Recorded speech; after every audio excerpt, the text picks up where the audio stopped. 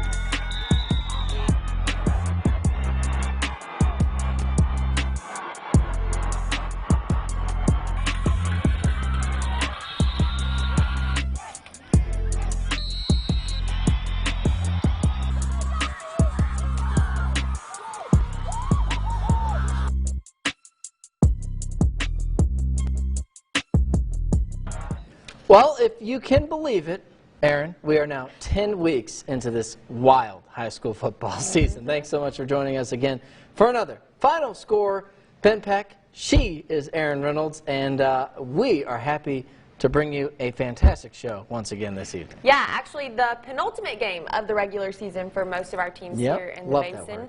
Yes, me too. Jake Eichstead said it was an awful word, but here we are. Just one more matchup before playoffs start for a lot of our teams, which means district play is heating up, and that is most certainly the case for our game of the week.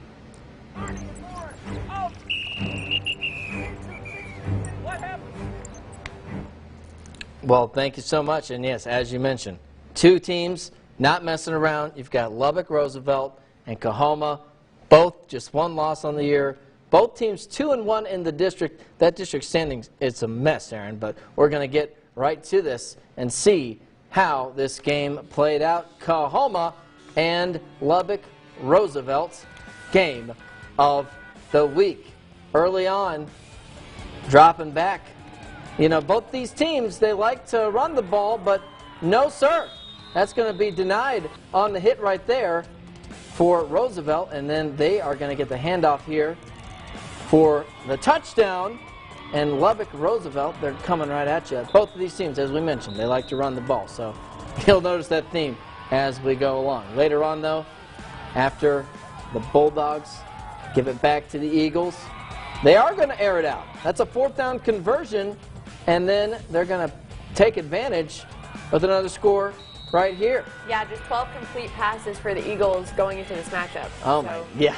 It's a rarity, folks. Bryson Kirby there to get Coahoma on the board, 14-6 there in the first half. But here come the Eagles. They're going to air it out again, but I mentioned it's not their specialty. Sean Strigler, he's a pretty good receiver, and he's going to get the interception right there later on. Coahoma, they're not messing around. Bryson Kirby once again going in for another score. That's all that kid does. But we'll see this. Coahoma, they would play close. It was 26, I believe, 14 at one point. They got within a touchdown, 26-20, but the Bulldogs come up short, and our Jake Eichstead caught up with the head coach of Coahoma after the game.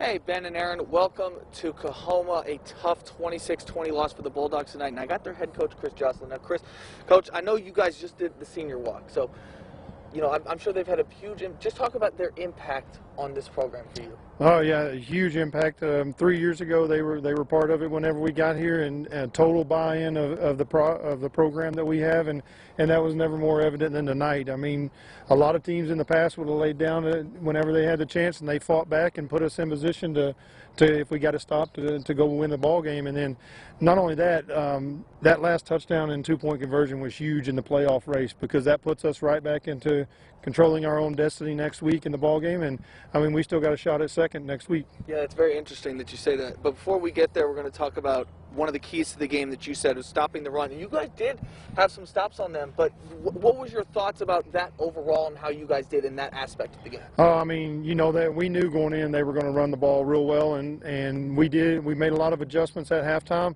They came out and scored once, and then we got some stops. But I mean, it's just a team that's going to pound it at you all the time. That's kind of what we had been the last 2 years coming into this year. Is just we're going to find a way to run the ball, and they did, and they do a good job over there. But I felt like our kids played really hard. Yeah, Coach, and you talked about, you know, not even just playoff implications, but district implications. You guys are 6-2 now. Your season's far from over. You already have a playoff berth. Another big game against Abernathy next week. Talk about what you're taking away from tonight to that game. The first thing is that we found out what we knew as coaches, and everybody else found out, is that we're going to play to the end and we're not going to quit. And that's kind of the mentality that we're taking. And going into next week, I mean, couldn't be more proud of a group of kids. I mean, they put themselves in this position. Now we got to have a good week and get back at it on Monday. Coach, I appreciate your time. Thank you so much for having us out here tonight, guys. A 26-20 tough loss for the Bulldogs, but they can't keep their head too low. They got a big one up next week. Ben, Aaron, back to you. Yeah, thank you, Jake. Like he mentioned, this is a pretty close district race.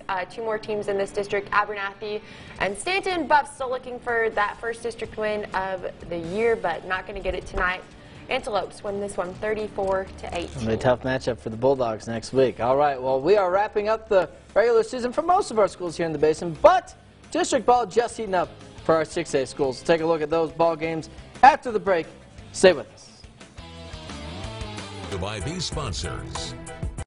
Well, Midland Lee is back on the field this week following a bye week, and I am sure they were itching to play since their last game was a loss to Permian. Yeah, definitely don't want to go out on that note into the bye week, but along with some time to heal from some injuries this open week, also giving Lee head coach Clint Hartman a chance to check out the Rebels' next opponent. He actually went to Abilene's High's win over Permian, and this is what he noticed about the Eagles heading into this game. It may be the best 0-3 team I've seen in a while. You know, they're right there. You know, Tascosa beat them late. You know, Cooper beat them late. San Angelo kind of went back and forth and a couple of mistakes that hurt them. The quarterback is a big guy that he extends plays. I think they play like their head coach. I think they're tough, they're physical. So, Rebels getting an opportunity to take on the Eagles and get their first district win of the year, as a matter of fact. We'll take it out to Grande now. Rebels with a comfortable lead in the second. McKylan Young here with a quick run down the sideline for another score for Midland Lee. Up big in the second quarter, Lee going for 2. That's Shamar Davis with the 2-point conversion. Rebs up 22-0. About 9 minutes left in the half. Eagles would respond, though. Abel Ramirez going to hit Jashari Houston in the end zone. First score for the Eagles of the game. They would try to go for 2 following that score, but wouldn't be able to get it. Rebels would lead 30-6 going into halftime, and Midland Lee wins big, gets back in the win column with a 51-19 final over the Eagles, 1-1 to start district play. I think they were pretty happy to get that game off their sled. All right, over at Ratliff Stadium, Friendship taking on Permian. Both teams 1-1 in district, and we're going to start this one off. This says Halloween belongs to the Black Cat, FYI. Friendship. We'll start this one high in the sky. Opening kickoff. Taryn Lemuel back to receive for Permian. And Aaron, before you can say mojo, the Panthers are on the board. 98 yards straight up the gut. Touchdown. Permian on top early. 7-0 lead. Lemuel dabbing up on the sideline. You can still do that a little bit in 2020. Ensuing drive, Friendship responds. This is a first down carry for William Bayouth. Gets to the second level. A lot of talent to replace on the team from Friendship a year ago, but he's one of their key contributors who is back. Then Ty Glass going to do what Ty does. He ties it up with a 12-yard touchdown on the ground, 7-7 after the first quarter. This was tightly contested in the first half. Tigers were up 17-13 at the break, but Permian able to get the win here, 36-27, a little bit really tightly contested throughout. And the Panthers, after their loss to Abilene High, with a nice bounce back. And Odessa High on the road taking on San Angelo Central. Central has only won 2 games this year. But they're both in district. So that helps. that's what matters. All right, out in San Angelo, a slow start for Central, but they would get going late in the first quarter. Central with the ball, quarterback Malachi Brown passes to Weston Hill. He would go untouched for 6. Bobcats take a 7-0 lead. Later on, early in the second quarter, Broncos trying to get on board, and they do. Thanks to this effort here by Jadrayan Cervantes fighting his way in for the touchdown. So AKA Diego. Diego, love it. Tied at 7. Next possession by the Bobcats now. Brown with a deep pass. That one's going to hit Trip Noble. Beats his defender for the score. Bobcats retake the lead 14-7. Kind of back and forth here to start things off. But San Angelo Central would pull away and the Broncos would not score again. 38-7 our final out in San Angelo. So now we will look at those updated standings after tonight's results. You see San Angelo Central still the lone unbeaten team. Permian, they move back to 2-1.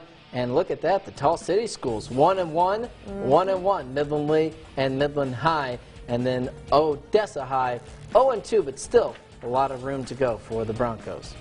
Well, with less teams, it's a little bit easier to make the playoffs, I would say, Aaron. But in District 2 4A this season, that doesn't mean that there isn't some tight races in other realms. Yes, as a matter of fact, it's come down to this last game of the season for the Pecos Eagles, taking on Snyder out at Pecos this evening. Both of these teams still looking for their first district win, and as we mentioned, that will have some playoff repercussions. Winner goes to the playoffs. Yes, Pecos taking on Snyder at Rotary Field. Tigers with the ball first. Hunter Stewart passing to Bryce Ford. Woo. He makes a nice little run down the sideline. Oh my goodness! Towards the end zone. I haven't seen that. Did you say he was driving a Ford, or that was his name? Driving, flipping, I don't know.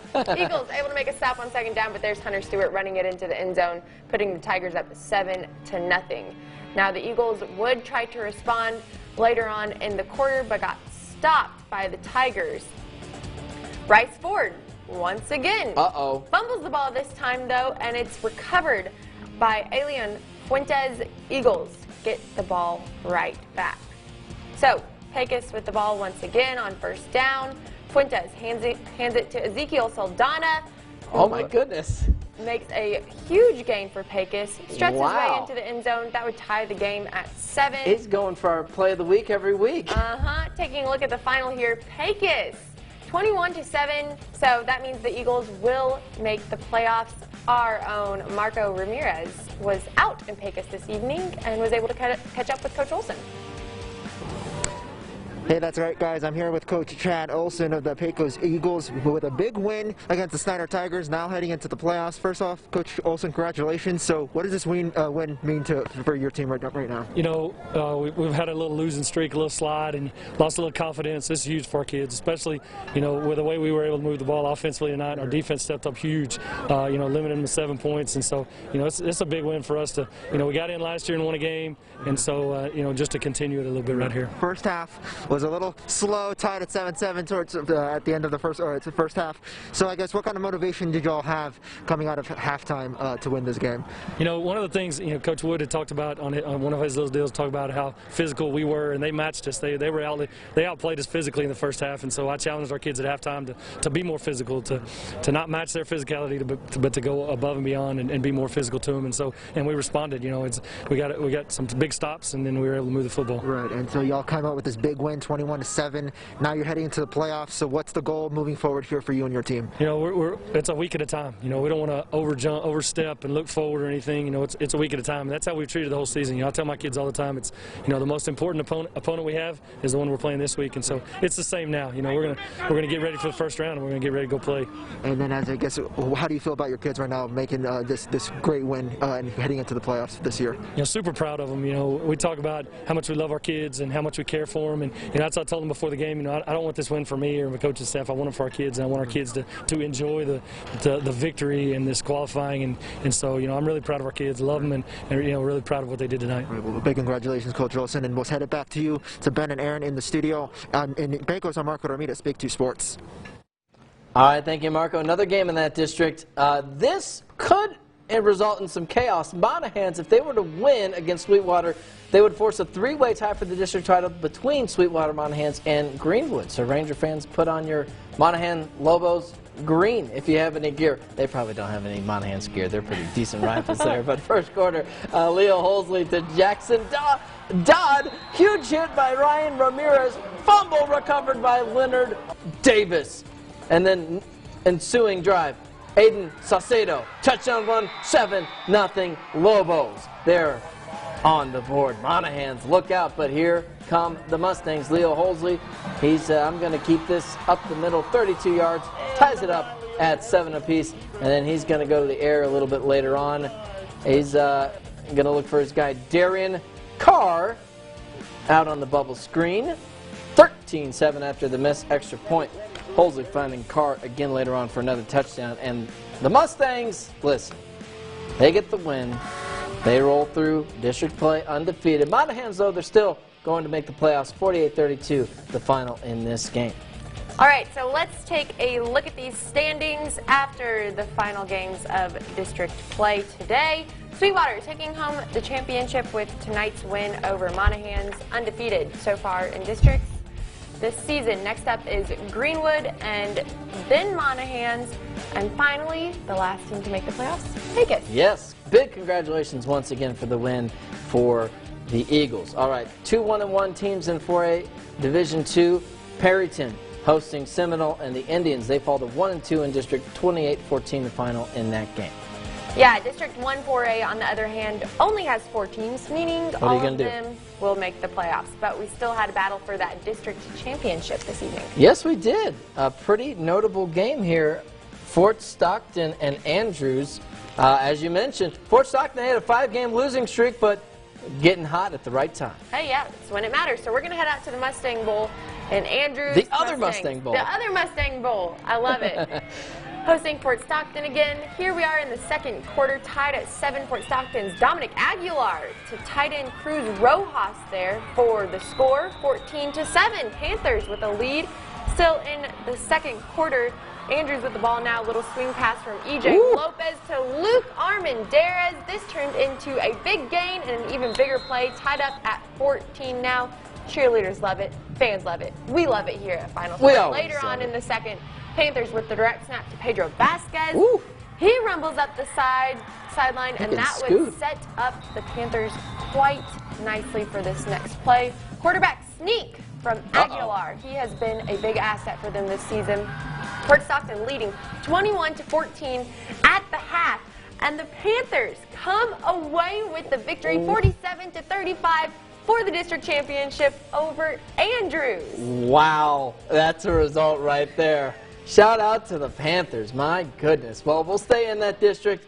Big Spring is hosting San Angelo Lakeview. Both teams looking to get their first district win. Again, they were both going to make the playoffs anyway, but Steers, they do finish the season above 500 actually, 4-3 with this win, 35-21. Yeah, another team still looking for that first district win was Kermit, but they would not get it this evening, hosting Denver City, 56-24. So Yellow Jackets lose another. Well, this wasn't a game that happened. Lamesa and Brownfield, Cubs forfeit this game, but we wanted to show you this because with this result, the Golden Tours are going to the playoffs, Aaron, for the first time in 18 years. Obviously, didn't have to take the field tonight, but they certainly earned it throughout the course of the season. Big congrats to the Tours. And then Crane looking to extend its district winning streak, and they will do so tonight with a 50-8 win over the Coyotes. So Crane extends its district winning streak to 4-0. And listen, they don't run into any trouble unless Jake Eichstedt's there with our Game of the Week desk. So they were fine. Wink hosting Ira Ann, some Thursday night action. Ira Ann looking for its first win of the season. And let's see how this one went on the road, taking on Wink. Wink, as you might know, pretty good team, Aaron.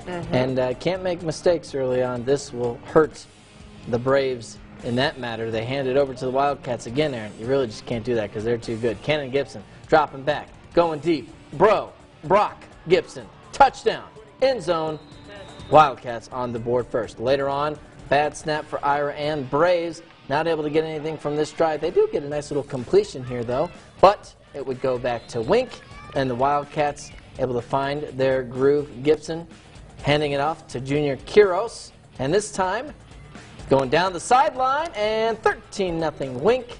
Wildcats get the shutout win in this game, 44-0.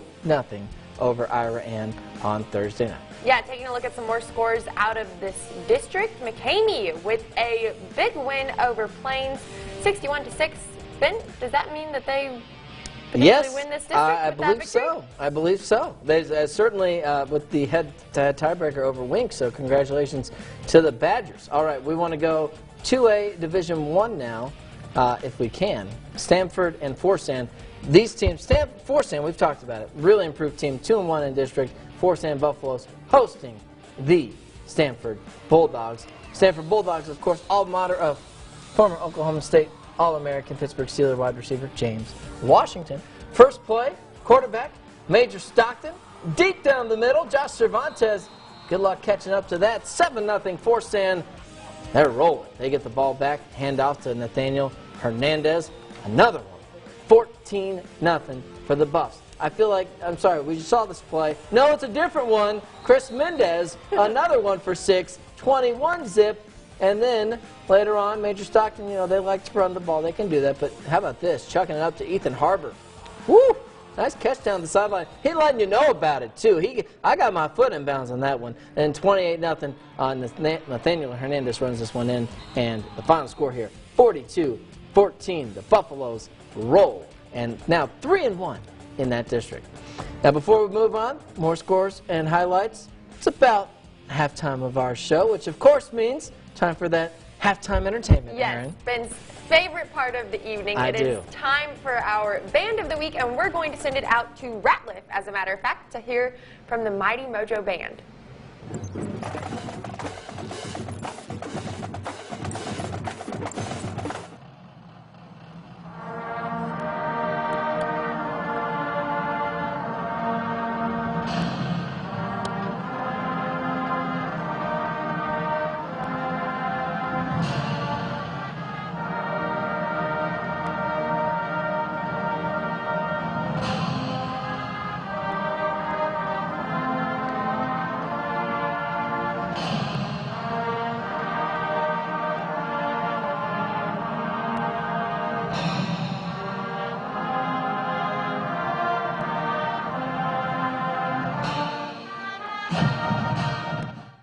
All right, lovely. Nicely done, and that was the wonderful alma mater for Permian, and again, big win for the Panthers tonight. Midland Christian back at home. We're going to take a look at some TAPS ball now, hosting Fort Worth All Saints. Mustangs at home, celebrating homecoming. Quarterback Ruber Rodriguez not playing, though. Here's Tanner Carlisle playing keeper for the touchdown. Played a lot of QB for Midland Christian tonight. Extra point would be no good. So the Stangs take a 6-0 lead. No luck for All Saints. So here's MCS. Carlisle hitting Eric Barnes, who makes a nice gain for MCS. And the Mustangs would look to capitalize. A couple plays later, Brad Evans going to get on the quarterback action to Chandler Caraway here.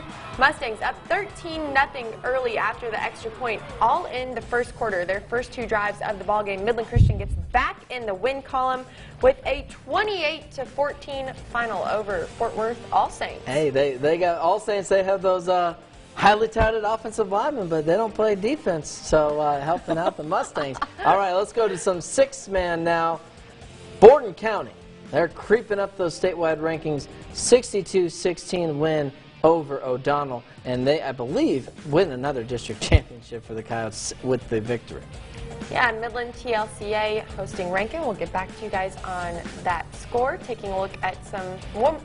50-0, is that what I'm hearing? 50-0. 50-0 Rankin over TLCA. This just in. So there we go. There we go. Number 4 Rankin. Big win for them. All right, Garden City, they were on the road taking on the Grady Wildcats, and it's a pretty big district matchup. This could have potentially been the difference in terms of making the playoffs, but Bearcats, they get the win, much needed win, 59-34 to improve to 2-0. Buena Vista and Martha both looking for their first district win, and skipping ahead actually to Grand Falls Royalty and Sanderson Eagles going to get a 56-20 win over the Cowboys. Well, time is winding down, but it's appropriate to check in on some clutch performers with the clock ticking away. We're going to take a look at our best highlight of the night. The play of the week is next on the best show here in the Basin. You're watching The Final Score, brought to you by these sponsors. Well, it's getting late. The show's running maybe a little low on gas, but that's not anything you'll usually see these next athletes ever really struggle with. That is right. Certainly not for these athletes. It's time for us to call their numbers. So without further ado, we present our play of the week.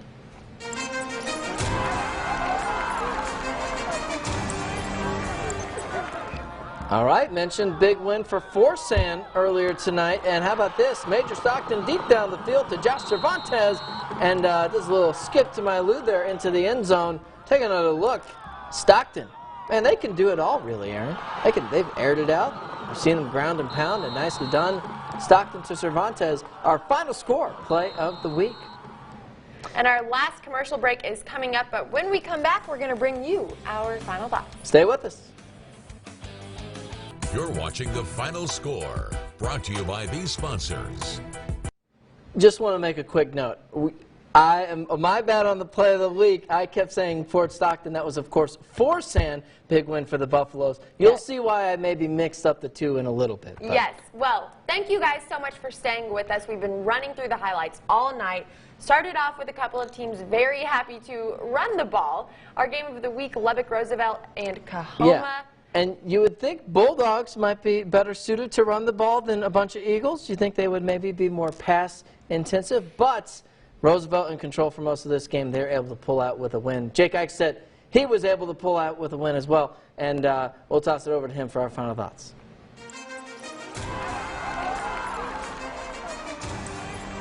Ben, Aaron, welcome back to Coahoma. An absolute slugfest out here tonight. Now, Roosevelt really came out hot. They had forced a three and out, against Coahoma. That led to an Eagle touchdown, and then a turnover by Coahoma on the next play actually led to another Eagle touchdown. So 14-0 pretty early after a two-point conversion from Roosevelt. It looked like it might get out of hand early, but Coahoma not really giving up at all. It was a lot of Bryce and Kirby. After that, they elongated those drives, gave themselves some good field position as well.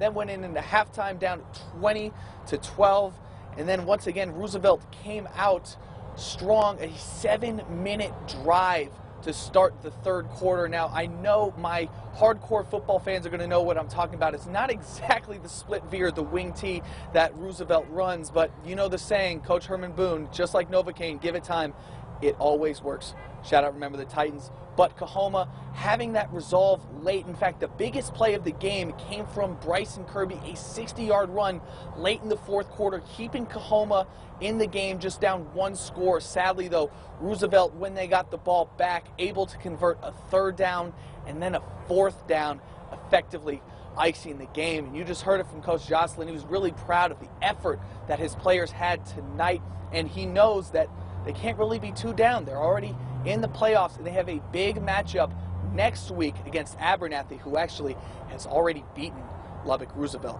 Ben, Aaron, back to you. All right, thank you so much. And Aaron, our final thoughts, real quick. What's that to you? The fact that Jake said Roosevelt and not Roosevelt. I know. History, my guy. Other than that, FORSAN with a big win tonight as well, winning 42-14 over Stanford. That makes them 3-1 in district play. So nice comeback for the Buffs compared to how they played these last couple. And I think I speak for both of us. We were both really impressed with Fort Stockton. Yes. See why we had the slip up earlier. But Fort Stockton, big win, able to go back and forth with Andrews, not worry about it on the road. And after a 5-game losing streak, they are the district champs. That's all the time we have for this week of The Final Score. We thank you for staying with us in this championship effort. For Aaron Reynolds, I'm Ben Peck, and we'll see you next Friday.